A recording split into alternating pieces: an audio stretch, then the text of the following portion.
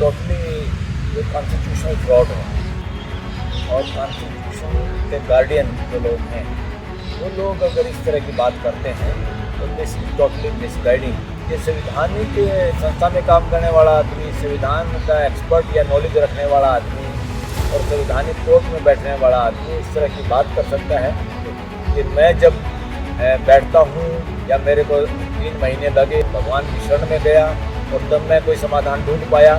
इसका मतलब उसने एक तरह से संविधान के अंदर उसको समाधान नहीं मिला। इसका मतलब उसने संविधान के इतर काम किया। इसका मतलब संविधान के दायरे में उसको काम करना था, उन्होंने संविधान से बाहर जाके संविधान का उल्लंघन किया, अपनी शपथ का उल्लंघन किया। उसने कंटेम्प्ट ऑफ कोर्ट की, उसने कंटेम्प्ट ऑफ कॉन्स्टिट्यूशन की।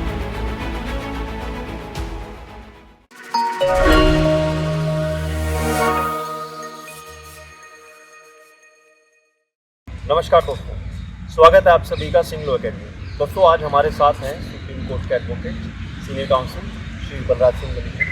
सर बहुत बहुत स्वागत है आपका हमारे चैनल पर। आज कुछ इम्पोर्टेंट मुद्दों पर जो है हम बात करने वाले हैं और रिसेंट जो जिस तरीके की बातें हो रही हैं सुप्रीम कोर्ट से आ रही हैं और जस्टिस के बारे में जो हो रहा है उस सारी चीज़ों पर आज हम सबसे चर्चा करेंगे।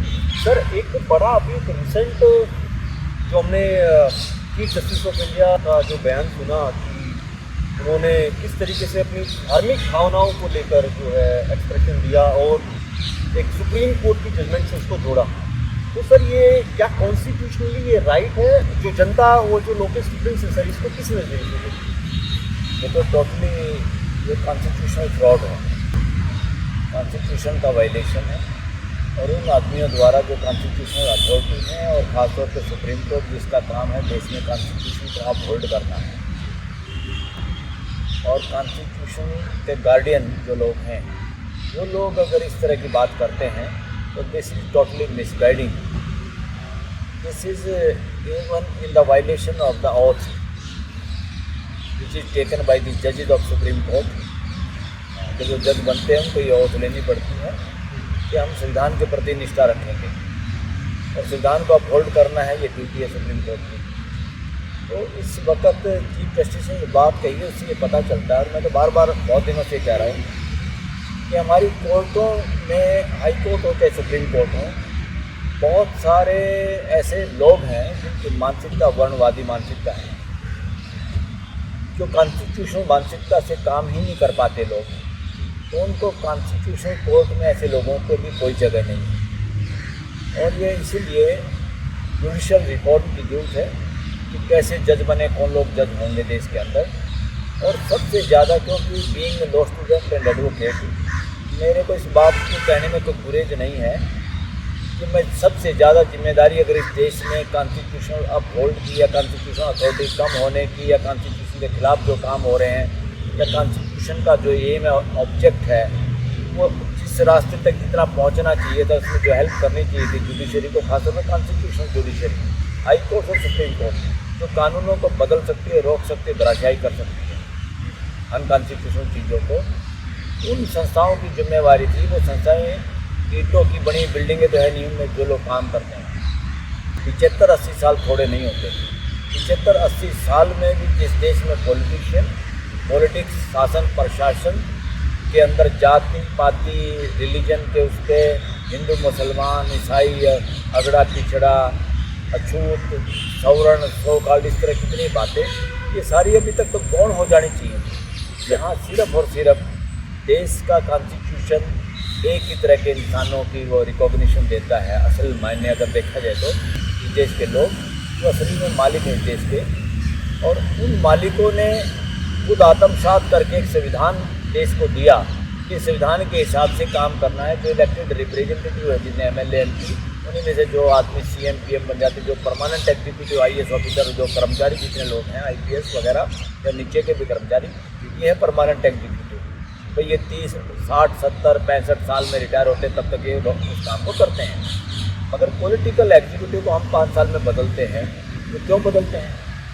इसका मकसद ये था जो संविधान को मानवीय व्यवस्था स्थापित करनी है, उस व्यवस्था को लगातार बेहतर से बेहतर कैसे बनाया जाए, और जो लोग उसको गिराने की कोशिश करें या बेहतर ना बना पाएँ उनको बदल दे दें।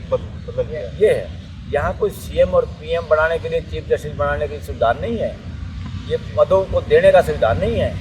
यहाँ तो ये संविधान इसलिए है कि इसका काम करने के लिए हमारे बुजुर्ग कोई घर बना के दे भी देते हैं बच्चों को, तो बच्चों का काम उस घर को देख रेख, लिपाई पुताई करना और उसको और बेहतर बनाना, तो यही ड्यूटी है, इससे ज़्यादा कुछ नहीं। लेकिन एक चीज़ और आप सभी को भी थोड़ा लॉजिकली सोचना चाहिए कि जब एक आदमी लर्निंग प्रोसेस में होता है और वो एडवोकेट से चीफ जस्टिस की कुर्सी तक पहुंचता है, तो सर इतना लॉजिक तो माइंड में ज़रूर होना चाहिए ना कि ये जो देश है ये किसी एक पर्टिकुलर किसी एक धर्म या एक कम्युनिटी का नहीं है, ये एक गुलदस्ते की तरह है। यहाँ पर हर फूल का अपना रंग है, उसकी अपनी महक है।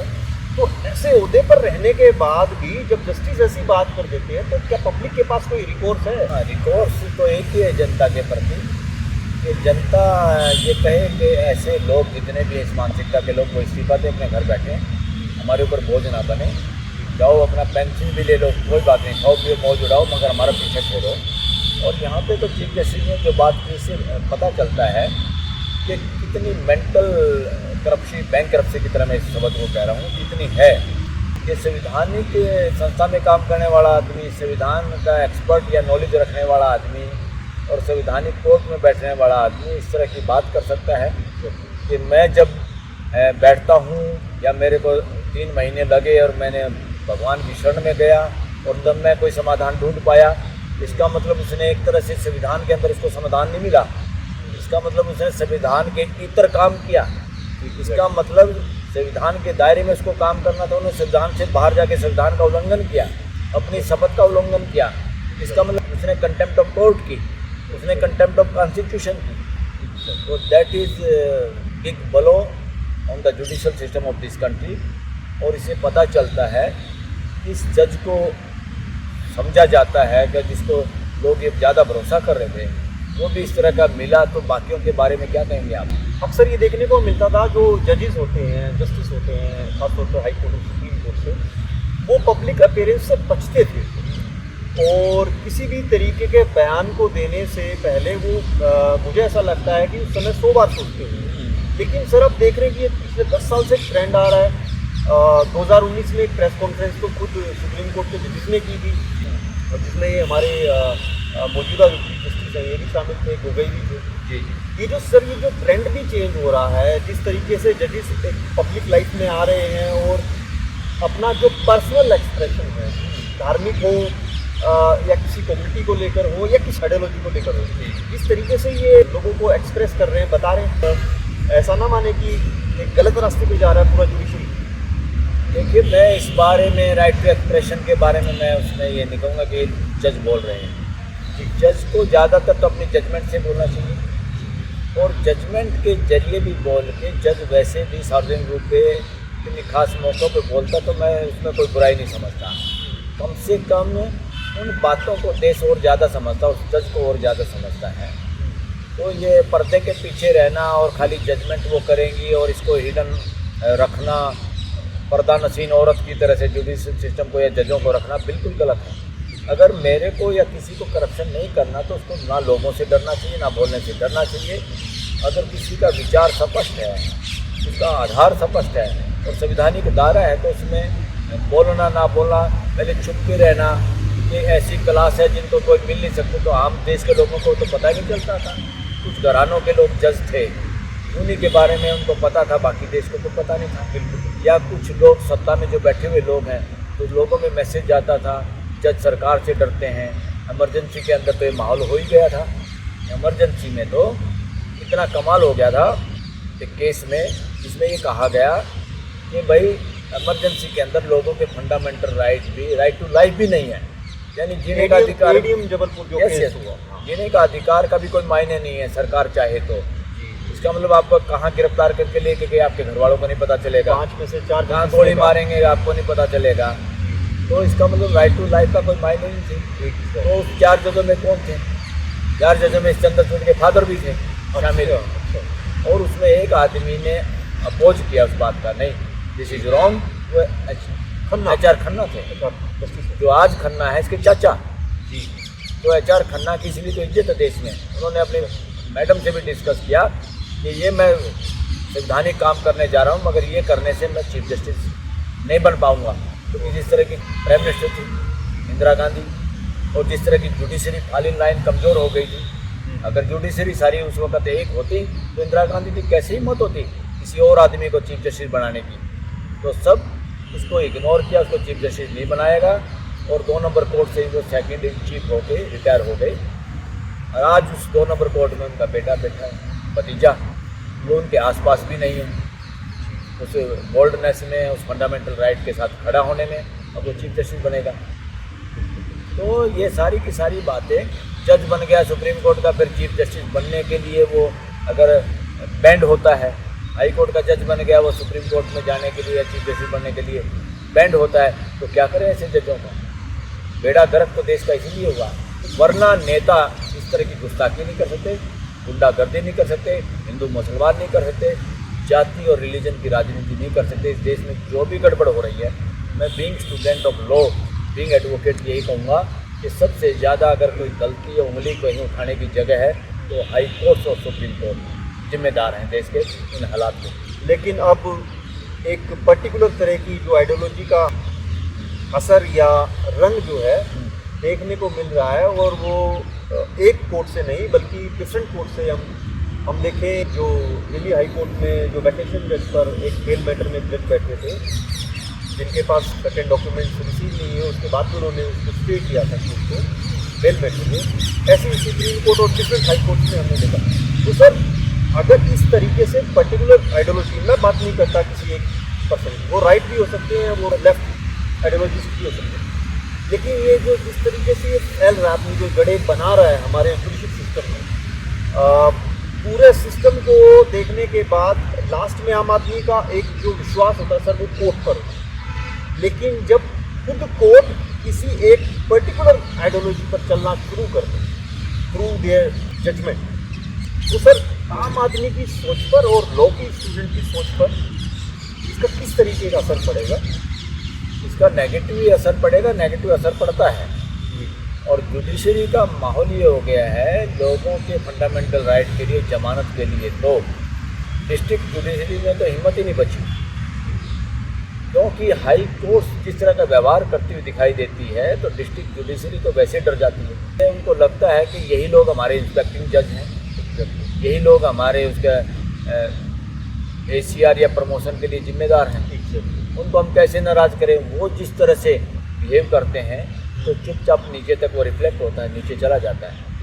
खरबूजे को देखो, खरबूजा रंग बदलता है। तो असली विक्टिम तो देश की जनता है, देश के लोग हैं, और इसके लिए हायर जुडिशरी जिम्मेदार है, हाई कोर्ट और सुप्रीम कोर्ट, जिनको कॉन्स्टिट्यूशनल पावर है लोगों के फंडामेंटल राइट को अपहोल्ड करने की और गार्डियन ऑफ कॉन्स्टिट्यूशन की। यहाँ पे गड़बड़ होने की वजह से ये देश की स्थिति है कि सुप्रीम कोर्ट और हाई कोर्ट जहाँ पर हैं, उसकी नाक के नीचे जो लुटियन जोन है, जिसको मैं लूट जोन कहता हूँ, वहाँ पर लोग राजनीति करते हैं इतनी बिलो दी बेल्ट कि जाति पाति की, रिलीजन की और देश के लोगों को बांटने की बात करते हैं, पूरी मानव जाति की बात नहीं करते।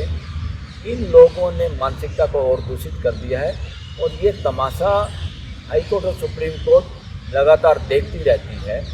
अभी तक अंकुश नहीं लगा इस देश में, CM, PM, सीनियर ऑफिसर हों या और कोई पॉलिटिकल एग्जीक्यूटिव हो, इनको इस तरह का कोई है नहीं है, इस तरह का कोई शर्म नहीं है, लिहाज नहीं है कि हमें क्या बोलना है, हमें कॉन्स्टिट्यूशनल दायरे में बोलना है। अगर वो गड़बड़ की तो हाई कोर्ट सुप्रीम कोर्ट हमें कुछ बिगाड़ सकती है। इनको ऐसे लगता है जैसे हाई कोर्ट सुप्रीम कोर्ट कुछ नहीं, हमारा कुछ नहीं बिगड़ने वाला। इस तरह से इम्प्यूनिटी इनके दिमाग में रहती है, और इसीलिए हाई कोर्ट और सुप्रीम कोर्ट पे कब्जा करने की कोशिश रहती है सिस्टम में ऐसे लोगों का जो पॉलिटिकली लोग हैं, जिनका सरकारों में, शासन प्रशासन में हिस्सेदारी है, जिम्मेदारी है।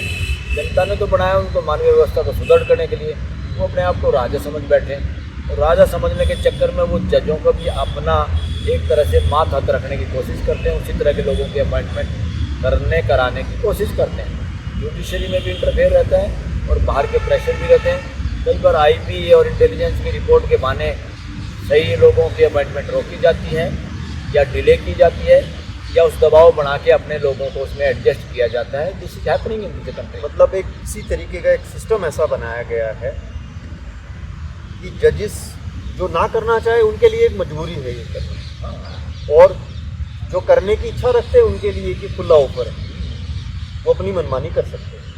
ये मनमानी तो सिर्फ और सिर्फ इसके कि इसीलिए तो देश में आवाज़ उठती है, पूरा देश समझता है, एडवोकेट समझते हैं कि higher judiciary, specially constitutional judiciary, is sometimes even maximum time seems to be under pressure or in tuning with the power center in the central government.